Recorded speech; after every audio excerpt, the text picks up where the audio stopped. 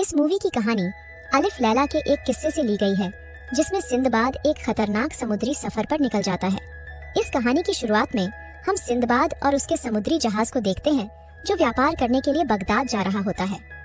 जहाज के चालक दल अपने काम में बिजी होते हैं, तभी चमगादड़ की तरह दिखने वाला जीव उनके जहाज के ऊपर मंडराने लगता है, जिसके मुंह में कोई चमकदार चीज होती है। इसलिए चालक दल में से एक इंसान उस जीव पर तीर चला देता है, जिस वजह से वो चमकदार चीज उसके मुंह से छूटकर जहाज पर आकर गिर जाती है। सिंदबाद की नजर उस चमकदार चीज पर पड़ती है, जो किसी हार का टुकड़ा होता है। जैसे ही सिंदबाद उस हार के टुकड़े को उठाने के लिए आगे बढ़ता है, उसके पास में खड़े हुए चालक दल के साथी उसे समुद्र में फेंकने का सुझाव देते हैं, लेकिन सिंदबाद कहाँ रुकने वाला था। वो उनकी बातों को अनसुना करके उस हार के टुकड़े को उठा लेता है। उसे उठाने की तुरंत बाद ही सिंदबाद को एक खूबसूरत लड़की की परछाई दिखती है, जिसके एक हाथ पर आंख का निशान बना होता है। इसके बाद में सिंदबाद उस हार के टुकड़े को अपने गले में बांध लेता है। रात को सिंदबाद एक सपना देखता है, जिसमें वो दोबारा से उस खूबसूरत लड़की और एक तिलस्मी ताज को देखता है, जिन्हें शैतानी जादूगर ने बंदी बनाया हुआ होता है। वो जादूगर सिंदबाद का नाम भी पुकार रहा होता है। दरअसल ये ख्वाब सिंदबाद को कुछ बताने की कोशिश कर रहा था। ख्वाब को देखने के बाद में सिंदबाद जाग जाता है और उसका एक साथी अब्बास उसे ऊपर जहाज पर चलने के लिए कहता है। ऊपर जाने पर सिंदबाद देखता है उसका जहाज समुद्री तूफान में फंस गया होता है। वो बड़ी मशक्कत के बाद में तूफान से निकलने में कामयाब हो जाते हैं, लेकिन अपने रास्ते से भटक जाते हैं। इस हादसे से सिंदबाद को पता लग जाता है ये सब इसी हार के टुकड़े की वजह से हो रहा है। अगली सुबह उनका जहाज एक अनजान शहर के पास में पहुंच जाता है और सिंदबाद को समुद्र के किनारे जादूगर की आकृति दिखती है।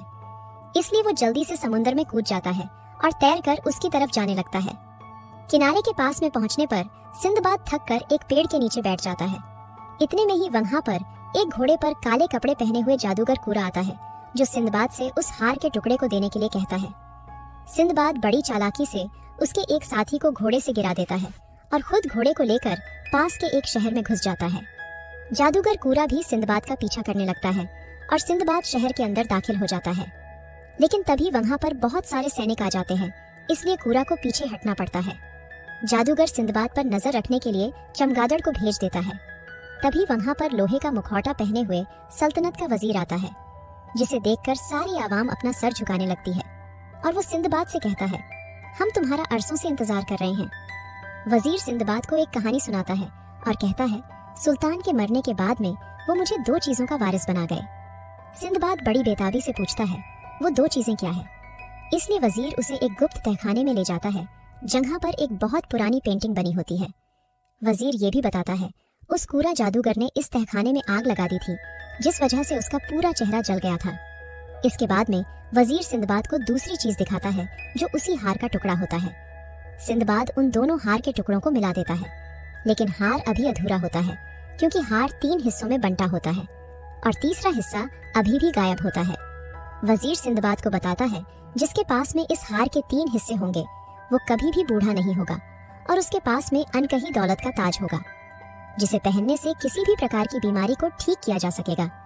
सिंदबाद को एक तरकीब सूझती है और वो उस अधूरे हार की परछाई से पेंटिंग में उस जगह का नक्शा ढूंढ लेता है, जहां पर हार का तीसरा हिस्सा होता है। सिंदबाद उस परछाई से नक्शे को एक पन्ने पर बना लेता है और जाने की तैयारी कर रहा होता है। तभी वजीर को कूरा जादूगर का शैतानी चमगादड़ दिख जाता है, जो भागने की कोशिश कर रहा होता है। वजीर और सिंदबाद उसे मारने के लिए भागते हैं, क्योंकि उसने नक्शे की सारी बातें सुन ली होती है। सिंदबाद उसे जैसे ही पकड़ता है, चमगादड़ पेड़ की सूखी पत्तियों में बदल जाता है। वजीर सिंदबाद को बताता है, ये कूरा का जासूस है और उसने सारी बातों को जादूगर कूरा को बता दिया होगा। दूसरी तरफ कूरा जादूगर अपने साथी से एक जहाज और कप्तान का इंतजाम करने के लिए कहता है। सिंदबाद खरीदारी के लिए बाजार में चला जाता है, जहां उसकी मुलाकात एक हकीम से होती है, जो सिंदबाद को पहले से जानता था। वो सिंदबाद से अपने बेटे हारून को साथ में ले जाने के लिए कहता है और 200 अशर्फी देने का वायदा भी करता है। लेकिन हारून बहुत ही ज्यादा सुस्त होता है, जिस वजह से सिंदबाद उसकी बात को मानने से इनकार कर देता है और वहां से जाने लगता है। तभी हकीम की खूबसूरत कनीज शरबत लेकर आती है और सिंदबाद भी उसकी खूबसूरती का कायल हो जाता है। सिंदबाद जैसे ही शरबत पीने लगता है, उसे कनीज के हाथ पर आंख का निशान बना हुआ दिखता है। हकीम दोबारा से सिंदबाद को अपने बेटे हारून और उस कनीज को भी ले जाने का सौदा करता है और सिंदबाद उसके सौदे को कबूल कर लेता है। सिंदबाद कनीज से उसका नाम पूछता है, जिसके जवाब में कनीज अपना नाम मर्जीना बताती है। अगले दिन सिंदबाद और वजीर अपने सभी साथियों को लेकर लमोरिया टापू के लिए निकल जाते हैं, जहां पर तीसरा हार का टुकड़ा होता है। जादूगर कूरा भी अपना जहाज लेकर उनका पीछा करने लगता है।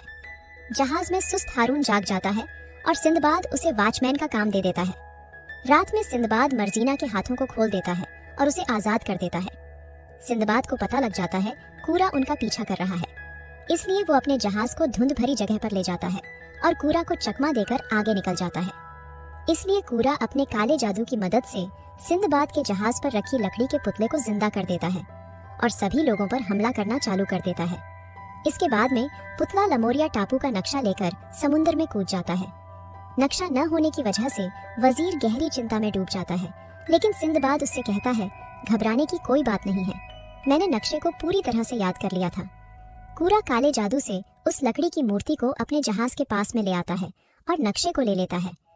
हालांकि इस जादू की वजह से कूरा भी बहुत ज्यादा कमजोर हो जाता है। इसके बाद में कूरा शैतानी चमगादड़ को अपने खून की मदद से जिंदा कर लेता है और उसे दोबारा से सिंदबाद का पीछा करने के लिए भेज देता है। पूरी रात चलने के बाद में सिंदबाद और उसके साथी लमोरिया टापू पर पहुंच जाते हैं, जहां पर बहुत सारी मूर्तियां और मंदिर बने हुए होते हैं।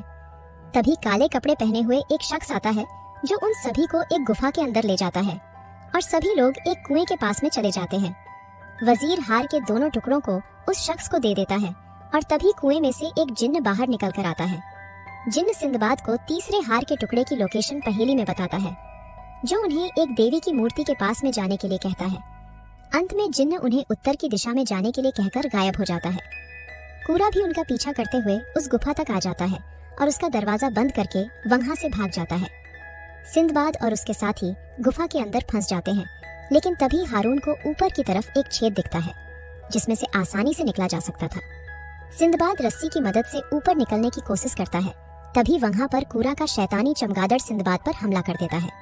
किंतु इस बार हारून तीर मारकर उस शैतानी जीव का अंत कर देता है और सभी लोग एक एक करके बाहर आ जाते हैं। कूरा टापू पर घूम रहा होता है, तभी वहां के जंगली लोग उसे पकड़कर एक मंदिर में ले जाते हैं, जहां पर 6 हाथों वाली एक देवी की मूर्ति होती है। कूरा अपने काले जादू की मदद से देवी की मूर्ति में जान डाल देता है और मूर्ति अपने आप चलने लगती है। ये देखकर सभी जंगली लोग डर जाते हैं और वहां से भाग जाते हैं। मंदिर खाली होने पर कूरा हार का तीसरा टुकड़ा ढूंढने लगता है, लेकिन तभी सिंदबाद अपने साथियों के साथ में वहां पर आ जाता है। कूरा अपने आप को बचाने के लिए देवी की मूर्ति को दोबारा से जिंदा कर देता है और वो सिंदबाद पर हमला कर देती है। मूर्ति सिंदबाद के सभी साथियों को घायल कर देती है, लेकिन हारून चालाकी से मूर्ति को पीछे से धक्का दे देता है, जिससे मूर्ति टूट जाती है और हार का तीसरा टुकड़ा मूर्ति के अंदर से सिंदबाद को मिल जाता है। लेकिन तभी कूरा सभी जंगलियों को लेकर आता है और सिंदबाद को बंदी बना लेता है। वो उन सभी से हार के तीनों टुकड़ों को लेकर मुकद्दर के फंवारे के पास में चला जाता है। जंगली लोग सिंदबाद की बलि देने वाले होते हैं। तभी जंगलियों की नजर मर्जीना के हाथ पर पड़ती है, जिस पर आंख का निशान बना होता है। इसलिए वो सिंदबाद को छोड़कर मर्जीना को एक गुफा के अंदर डाल देते हैं, जहां पर मर्जीना को मारने के लिए आधा इंसान और आधा गधे के रूप वाला जीव आता है। वो मर्जीना को उठाकर गुफा के अंदर ले जाता है। सिंदबाद जंगलियों पर हमला कर देता है और मर्जीना को बचाने के लिए गुफा के अंदर चला जाता है। कूरा जादुई फंवारे के पास में पहुंच जाता है और पहले टुकड़े को उसके अंदर डाल देता है, जिससे वजह से उसका बुढ़ापा दूर हो जाता है और वो पहले की तरह जवान हो जाता है। वो हार का दूसरा हिस्सा फंवारे के अंदर डालने वाला होता है, तभी सिंदबाद उस पर हमला कर देता है। कूरा अपने आप को बचाने के लिए उस जीव को बुला लेता है, जिसका आधा शरीर इंसान का और आधा गधे का होता है। वो सिंदबाद पर हमला कर देता है, लेकिन तभी सिंदबाद को बचाने के लिए ऊपर वाला एक 4 पैरों वाली चील को भेज देता है और उनके बीच में एक भयंकर युद्ध होता है। लेकिन कूरा पीछे से चील को तलवार से घायल कर देता है, जिस वजह से उसकी मृत्यु हो जाती है। सिंदबाद भी उस शैतानी जीव की पीठ पर बैठकर उसे मार देता है। इसके बाद में कूरा दूसरे हार के टुकड़े को फंवारे के अंदर डालकर काले जादू की शक्ति को प्राप्त कर लेता है और सिंदबाद पर हमला कर देता है। वो अपने आप को गायब कर लेता है, लेकिन फंवारे में उसकी परछाई दिख रही होती है और सिंदबाद के हाथों कूरा का अंत हो जाता है। इसके बाद में सिंदबाद तीसरे हार के टुकड़े को पानी के अंदर डाल देता है और उसके अंदर से बेशकीमती ताज बाहर निकलता है। सिंदबाद उस ताज को वजीर के ऊपर रख देता है, जिस वजह से उसका जला हुआ चेहरा ठीक हो जाता है। खोज पूरी होने के बाद में सिंदबाद मर्जीना से अपने इश्क का इजहार करता है और कहता है उसे आजाद रहना पसंद है। इसी के साथ में आज की कहानी का अंत करते हैं।